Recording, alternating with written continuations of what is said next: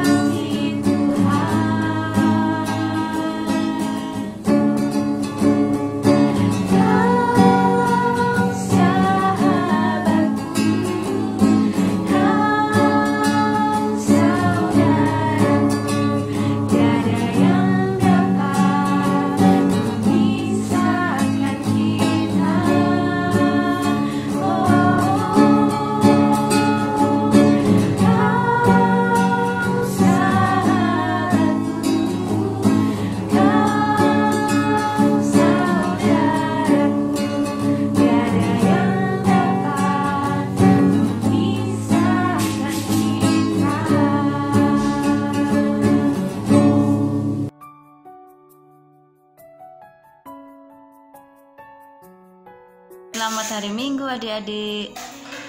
Apa kabar? Kakak harap semuanya dalam keadaan sehat ya. Kakak juga mengucapkan selamat tahun baru untuk kalian semua. Nah, sebelum mendengarkan firman Tuhan, kita akan berdoa terlebih dahulu. Mari kita berdoa. Tuhan Allah Bapa kami dalam kerajaan surga, kami bersyukur ya Tuhan. Pada hari ini kami boleh kembali memuji dan memuliakan nama-Mu. Kami boleh beribadah kepadamu pada hari ini Tuhan. Kami bersyukur ya Tuhan. Dan saat ini kami hendak mendengarkan firman-Mu. Kiranya Tuhan pimpin kami supaya kami mengerti akan kebenaran firman-Mu dalam hidup kami. Terima kasih Tuhan. Dalam nama Tuhan Yesus kami berdoa. Amin.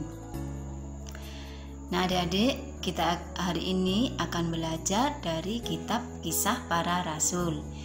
Kisah Para Rasul 18 ayat 24 sampai 28. Mari kita baca bersama-sama ya. Kisah Para Rasul 18 ayat 24 sampai 28. Demikian firman Tuhan. Sementara itu datanglah ke Efesus seorang Yahudi bernama Apolos yang berasal dari Alexandria.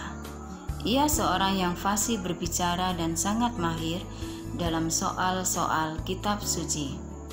Ia telah menerima pengajaran dalam jalan Tuhan. Dengan bersemangat, ia berbicara dengan teliti, ia mengajar tentang Yesus. Tetapi ia hanya mengetahui baptisan Yohanes. Ia mulai mengajar dengan berani di rumah ibadat. Tetapi setelah Priskila dan Aquila mendengarnya, mereka membawa dia ke rumah mereka dan dengan teliti menjelaskan kepadanya jalan Allah. Karena Apolos ingin menyeberang ke Akaya, saudara-saudara di Efesus mengirim surat kepada murid-murid di situ, supaya mereka menyambut dia.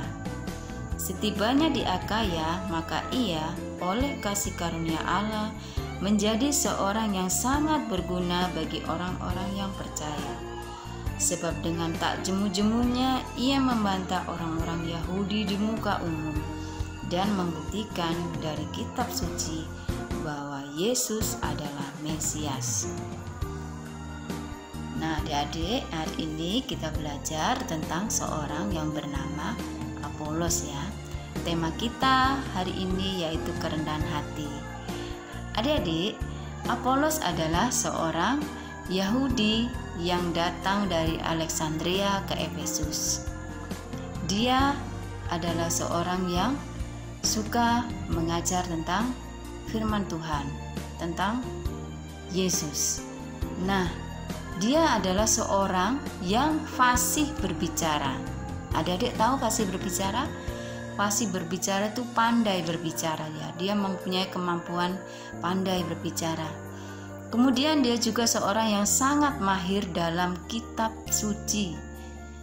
Nah, sangat ya, ini dikatakan berarti kan dia sangat, berarti dia sudah mempelajari banyak ya dari kitab suci. Dia sangat mahir dalam kitab suci. Nah, kemudian dia juga mengajar dengan berani. Dia juga adalah seorang yang teliti mengajar tentang Yesus. Dengan teliti mengajar tentang Yesus. Nah, pada suatu hari dia mengajar di rumah ibadat di Efesus. Kemudian pada saat itu didengar oleh sepasang suami istri yang bernama Aquila dan Priskila. Nah, adik-adik, Aquila dan Priskila ini adalah pekerjaannya yaitu tukang membuat tenda ya, atau kemah pada waktu itu. Nah, ketika Aquila dan Priskila ini mendengarkan pengajaran dari Apolos, mereka menyadari bahwa ada kekurangannya, belum lengkap, ada sedikit yang kurang. Nah, kemudian mereka mengajak Apolos ke rumah mereka. Nah, ayo Pak Apolos ke rumah kami. Nah, setelah Apolos datang, mereka menjelaskan kembali tentang jalan Allah kepada Apolos, sehingga Apolos menjadi mengerti dan pengetahuannya lebih lengkap tentang Tuhan Yesus, sampai datang cerita tentang datangnya Roh Kudus. Nah, Apolos menjadi semakin mengerti dan memahami. Nah, adik-adik, kemudian setelah itu Apolos ingin pergi ke Akaya. Murid-murid Tuhan Yesus yang ada di Efesus mengirim surat ke murid-murid yang di Akaya supaya menerima Apolos untuk melayani di sana. Nah, adik-adik, setelah itu sesampai Apolos di Akaya, Tuhan memakai Apolos dengan kasih karunia Allah. Apolos menyampaikan berita tentang Yesus sebagai Mesias. Nah, adik-adik, kita dari cerita hari ini kita belajar bahwa Apolos adalah seorang yang sangat pandai. Dia itu pandai berbicara, dia mengerti akan firman Tuhan, mengerti kitab suci, tetapi memang dia masih mengerti baptisan mengerti sampai baptisan Yohanes. Nah, setelah dia sampai di Efesus, dia berbicara, berkhotbah di rumah ibadat, ada 2 orang yang mengajari dia lagi untuk melengkapi pengetahuannya tentang Tuhan Yesus, dan Apolos menerima dengan baik. Nah, adik-adik, dari sini kita belajar ya, bahwa Apolos itu meskipun pandai, meskipun pintar berbicara, dia tidak sombong. Dia mau menerima pengajaran dari orang lain, pengajaran yang benar dia mau menerima.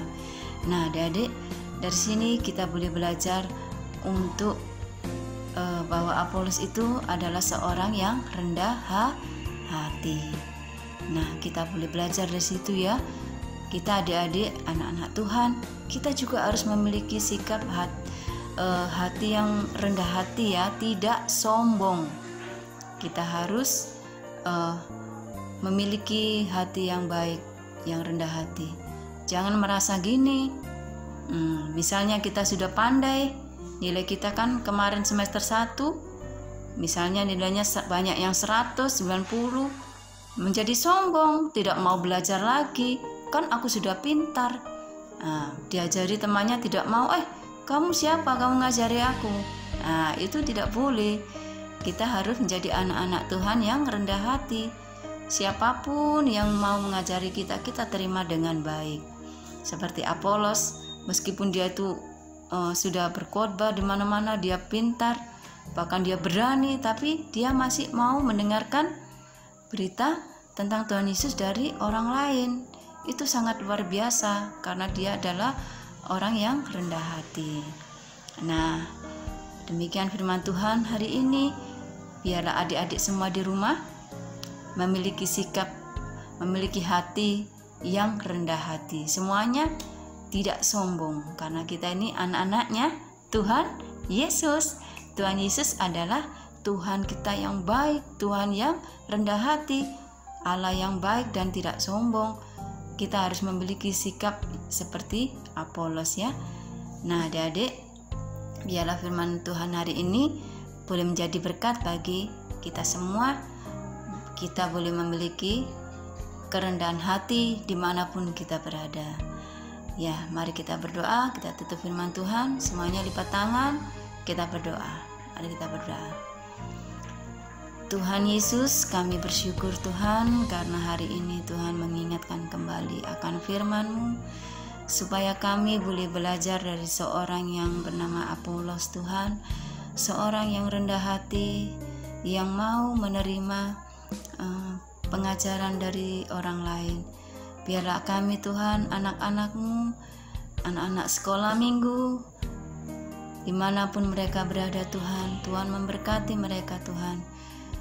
Bentuklah hati mereka Tuhan supaya memiliki hati yang tidak sombong, memiliki kerendahan hati Tuhan dalam hidup mereka. Biarlah Tuhan Engkau memberkati mereka dimanapun mereka berada, satu persatu Tuhan. Biarlah Tuhan juga memberkati orang tua mereka. Tuhan curahkan berkat-Mu pada mereka semua Tuhan, satu persatu. Terima kasih Tuhan, kami sungguh bersyukur Tuhan. Hari ini kami boleh beribadah kepada-Mu. Kami yakin Tuhan, Engkau akan mencurahkan berkat-Mu kepada kami semua Tuhan. Anak-anak-Mu Tuhan yang senantiasa memiliki kerendahan hati. Terima kasih ya Tuhan, terima kasih. Kami bersyukur untuk hari ini. Biarlah sukacita kami senantiasa melimpah di dalam hari kami lepas hari Tuhan. Kami tetap senantiasa mengingat akan kasih dan firman-Mu dalam hidup kami Tuhan. Terima kasih ya Tuhan, terima kasih. Ampunilah segala dosa dan kesalahan kami Tuhan, supaya kami senantiasa layak di hadapan-Mu. Dalam nama Tuhan Yesus kami berdoa. Amin.